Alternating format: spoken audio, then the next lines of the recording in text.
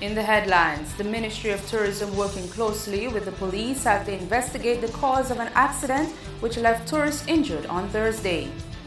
All 6 Carnival Queen contestants now fully sponsored, and government to help restore access to farms in the Beaumont Makushri Heights. I am Lurian Graham Carter for the Channel 5 News. Details coming up. First up, the Ministry of Tourism has put a task force in place to look into Thursday's bus accident which left tourists seriously injured. Idona John-Baptist has this report. What was anticipated to be a fun trip at the Trafalgar Falls for some cruise tourists ended up tragic on Thursday. The bus they were traveling on reportedly started accelerating from this post and then grazed against a bamboo shed before toppling into a precipice. Up to late Thursday afternoon, Channel 5 News was awaiting a statement from Tourism Minister Robert Tong. He said he did not wish to preempt the police report on the incident. Meantime, on the accident scene, some civilians displayed bravery when they quickly acted to rescue the passengers, which included a child who were trapped inside the bus. I was the only one on site. When I saw the bus roll come down, I go there and see what I could do. Pull out 3 white people from the bus, pull out the driver, and out the fire under the bus with dirts. When I saw the fire, I take dirts and I dab the fire, make sure it's out, and then continue assisting the people. There was a lot of screaming and agony there, a lot of screaming. I couldn't, after people come, I couldn't continue staying there and watch that. I had to come out from there. I'm a volunteer fireman for a number of years, so then I was at Bafa State, I heard the sirens and them pass me. Most time when I see the ambulance at the front of the fire truck, years now, I raise up in the fire station, so I don't know that is an accident, so I start the scooter and I say, let me follow. So when I follow, I see we come to Trafalgar, then I see we enter there, that same area there, so I park the scooter and I run down. When I run down, I saw a bus on the opposite side and I meet people screaming. So I run inside the ambulance, I take her gloves. When I went inside the ambulance, I saw a little baby boy inside of the ambulance, so then I just stayed there with him. I tried pumping him, give him oxygen from my mouth. The other fireman was assisting to pumping him. We try our best with him and then they rush go with him. Then we go meet some other people, some other villagers. We try and turn over the bus to take out the other female passenger because she was not trapped in the bus. Everybody was outside from the bus. That's the mother. From Alfred Valmont's vantage point, where he sold coconuts from his bamboo shed, he saw when the vehicle started to lose control. He says he recalls the bus swerving away from a coaster bus in front of it, which was also traveling down the hill. Then I have to fly for this piece of bamboo in here, in the window there, and I fall at the back. And also that when I fell down there, I heard the bus going down there, mashing up wood going down so. So when I fall down there, I fly from the window, I jump back up. Then when I jump back up, I come out in the van, I run down there, bawling, suku, suku, suku, suku. And when I reach down there, I meet some people lie down, I take them, I put them down, I take out the driver. And after I take out the driver, when I watch in the window, I see a lady lie down inside there. And when I watch the lady inside there, I shift the window properly to watch, I see she have a little child on her. So we try to raise the bus, we can't do it because there was 3 of us that was there. You know, so some other bus drivers come and then we shift the bus. Channel 5 News is still awaiting a police report on the incident. Idona John-Baptist, Channel 5 News. We turn to Carnival now. The Dominica Festivals Committee appeals for sponsorship has been heard as all 6 contestants for the Miss Dominica 2016 pageant have secured sponsors. Judy Tusa is being sponsored by the Harvey Law Group, Manel Christian, the Bayat Group, Nawana Shillingford, Dominica National Petroleum Company Limited, Brittany Farrow, Range Development, Abigail Shillingford, Kalinagu Barana Ote, Tasia Flozak, the Dominica National Petroleum Company Limited, and Universal Martial Arts Academy. His Excellency Ambassador Felix Gregoire, as chairman of the Dominica National Petroleum Company, encouraged the Queen contestants to be ambassadors of Dominica. You're all ambassadors, and you have to project a positive image of your company and your sponsors, and of course the country. The DNPC Limited has a social obligation to assist with the cultural and socio-economic development of Dominica, as is evident by our support of this year's Carnival celebrations. Senator Robert Tong expressed gratitude for the sponsorship of the ladies pursuing the Miss Dominica Carnival title. One would realize that many of the sponsors are actually partners in the Citizen for Investment program. This is an important program where the government of Dominica is able to raise much needed revenue without overtaxing our locals. Meanwhile, Senator Tong calls for shrewd management of funds government provides for carnival events. He says they have managed to reduce the cost of hosting carnival events by over 40%. 16 elderly who were given a deadline to leave the Mount Carmel nursing home at Mount Daniel have also been given rent allowance by government. Following the passage of Tropical Storm Erica, over 500 people from Petit Savan were displaced. Several elderly members were unable to find accommodation with family, leaving them in the hands of the state. Parliamentary representative for that constituency, Dr. Kenneth Daru, says they were given accommodation on condition that they leave at a certain time. And it was always understood that at one point that they would have to leave too, because there was already a pre-signed list with some other parties to run the home, and so on.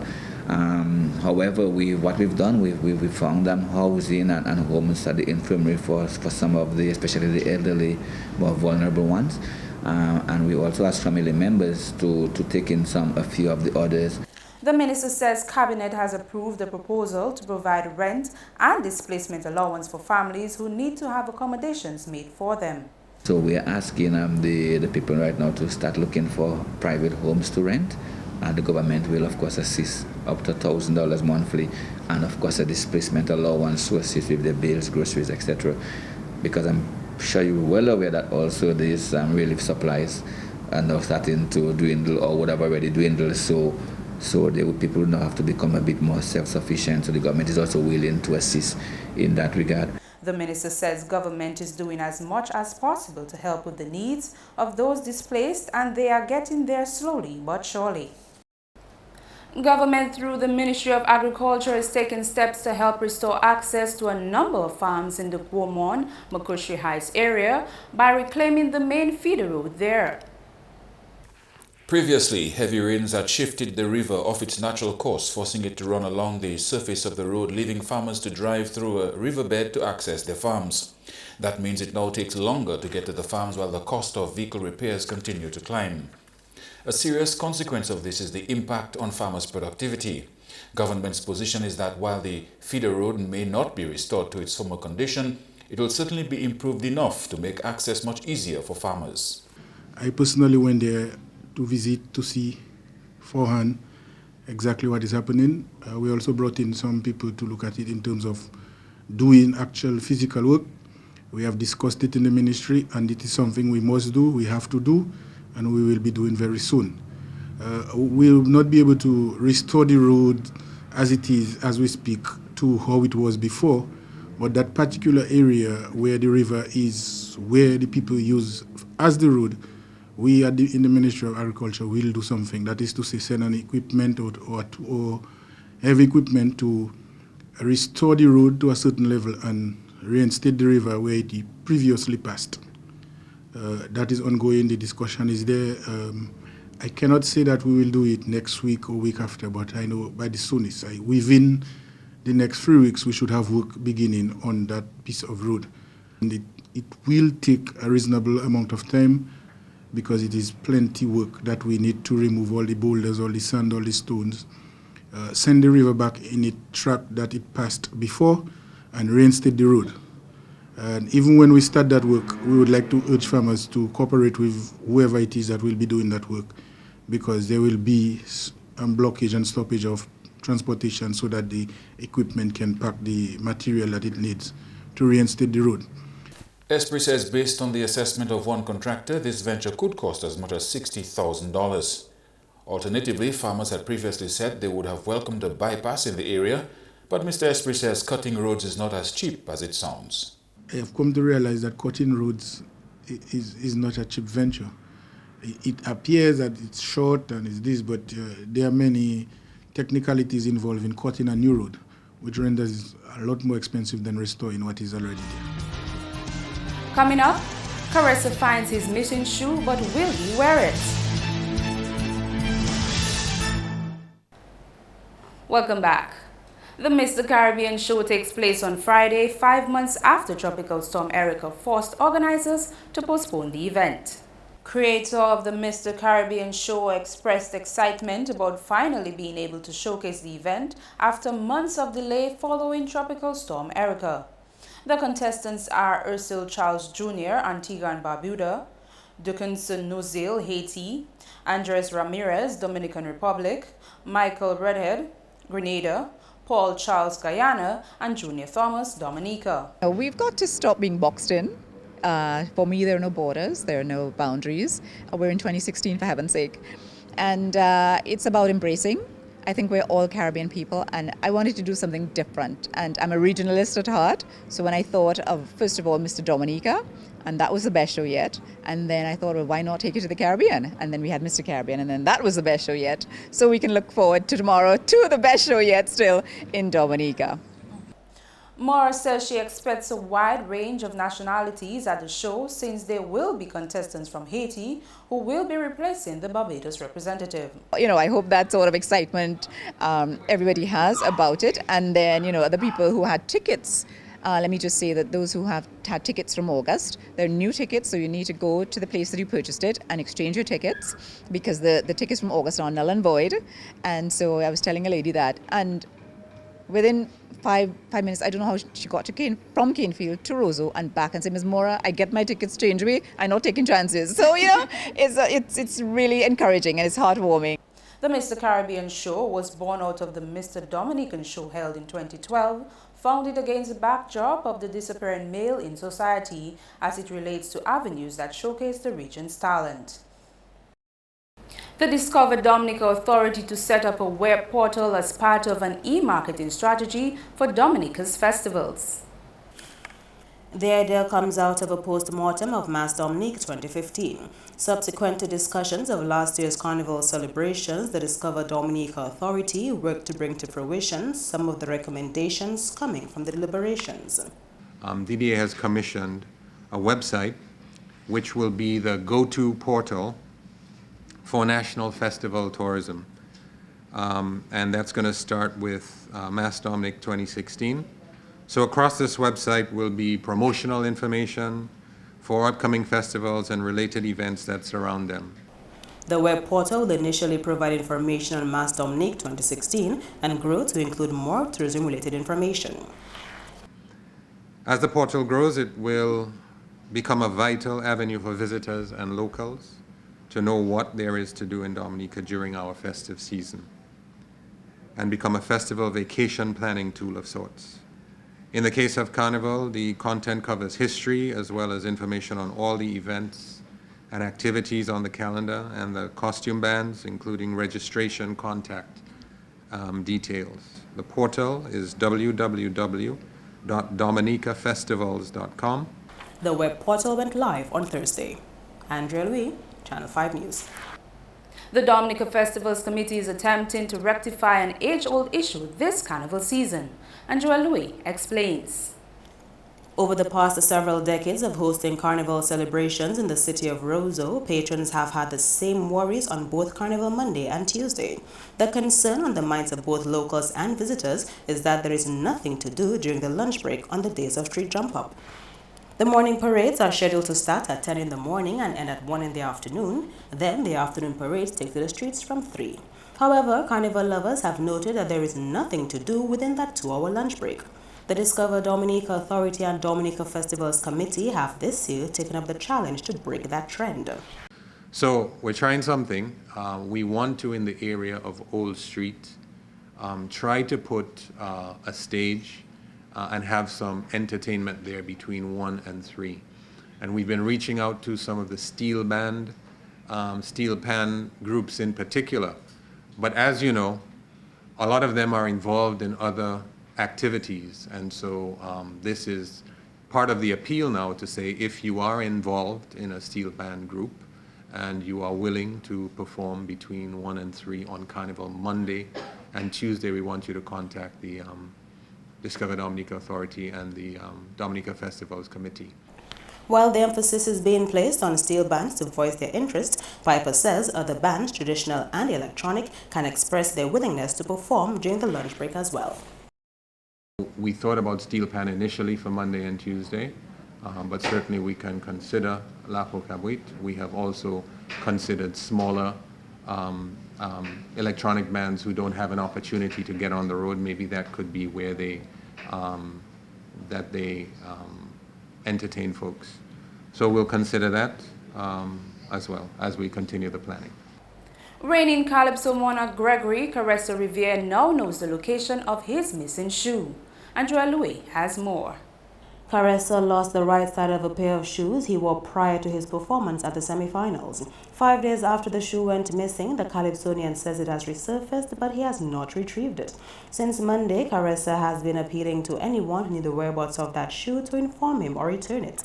This morning while I was on another radio station, I got a call saying that the shoe was found under the stage, the Calypso stage, and they returned it to the Q95 radio station. I haven't seen it in person. I only saw a photograph of it, but I can say that was the shoe that was missing. Although I'm getting a lot of advice from the public that I should not touch the shoe. People say maybe I should throw it in the sea, I should burn it, So I'm still open to suggestion. If people figure that they have something better that I can do with the shoe, then let it be. I don't know yet what I will do with the shoe.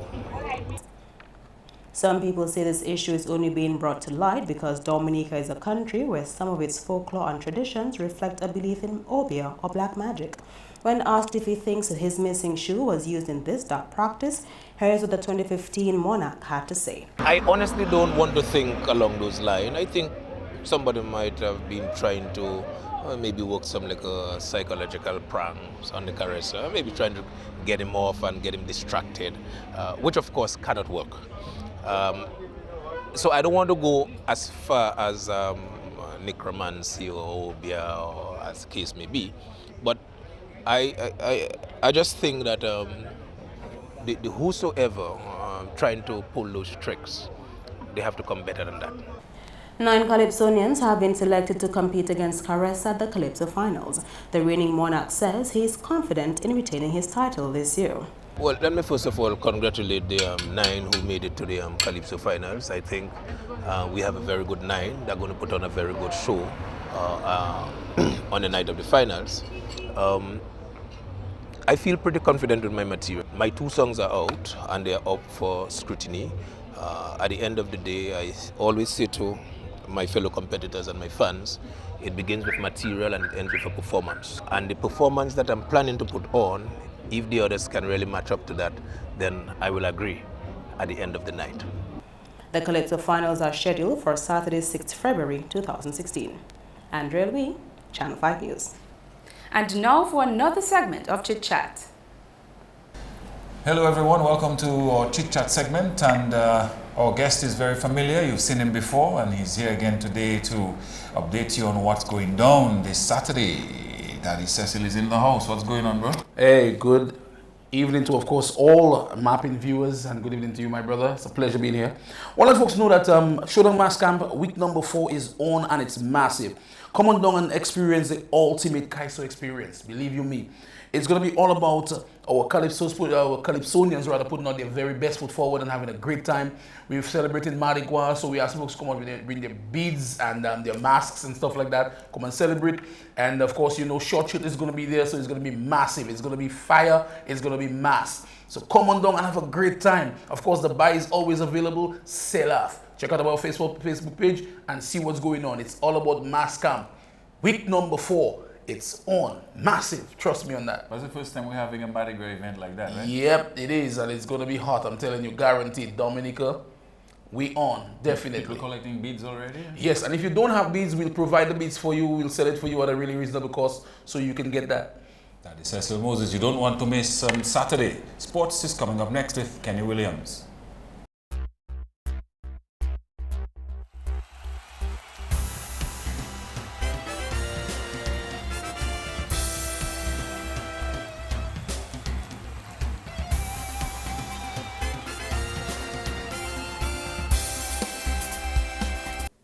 Hello everyone and thanks for joining us. We kick off with football. President of the Dominica Football Association, Glenn Etienne, says local football coaches should take advantage of the training made available to them. His comments come on the heels of a 5-day football coaching course held by football coach Gary Stemple. Coaches that encourage you to take this course seriously and to put in the hard work. Always remember that the effort you put in is what you will get out of it. Use that newfound knowledge and go back to your team and clubs and bring a whole new dimension to the training and football. Etienne says the training session presents an opportunity for improved coaching.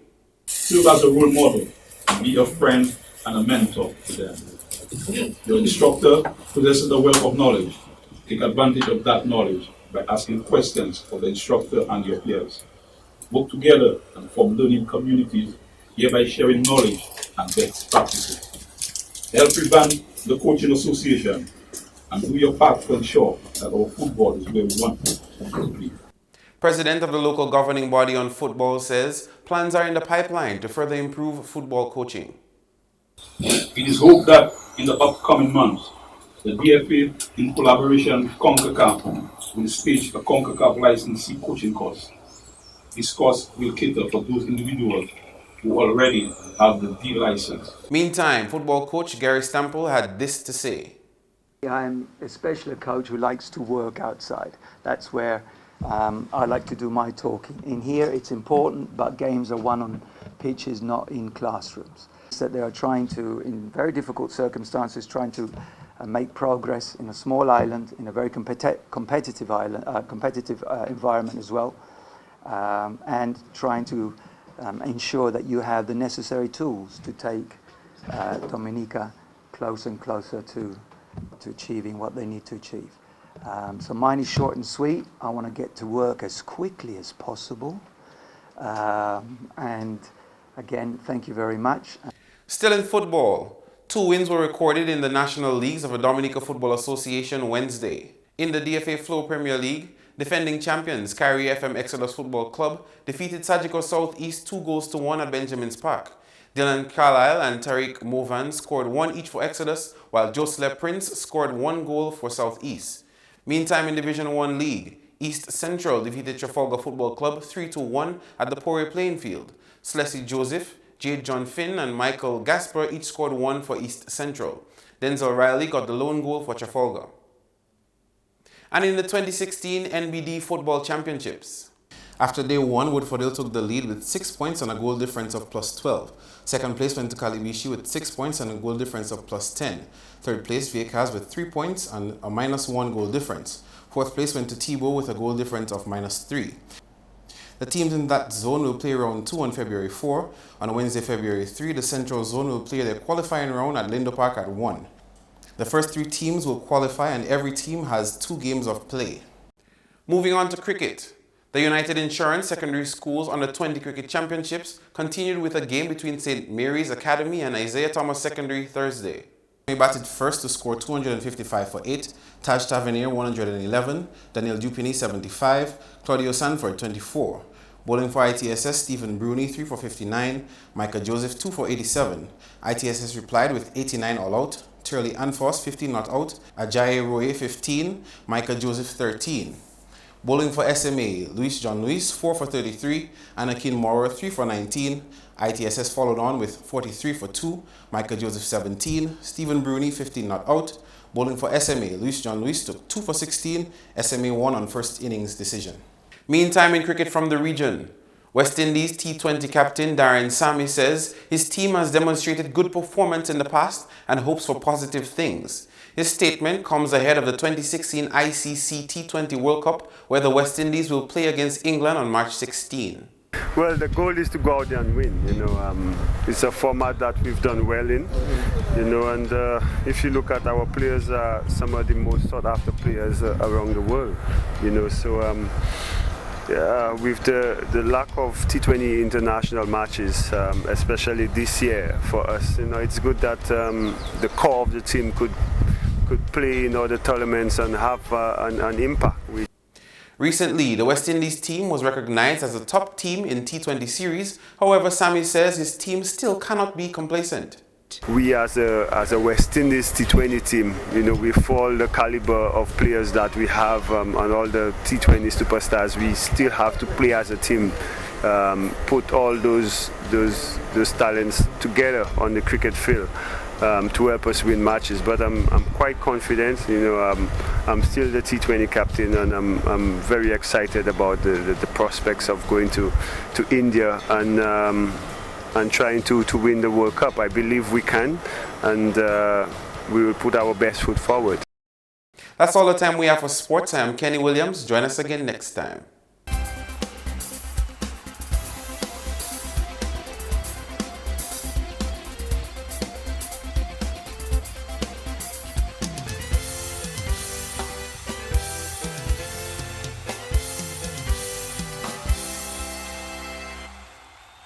Your weather report is next.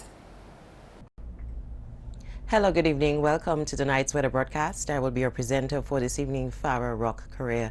Fair to partly cloudy skies with occasional gusty winds prevailed over Dominica and the rest of the Eastern Caribbean today.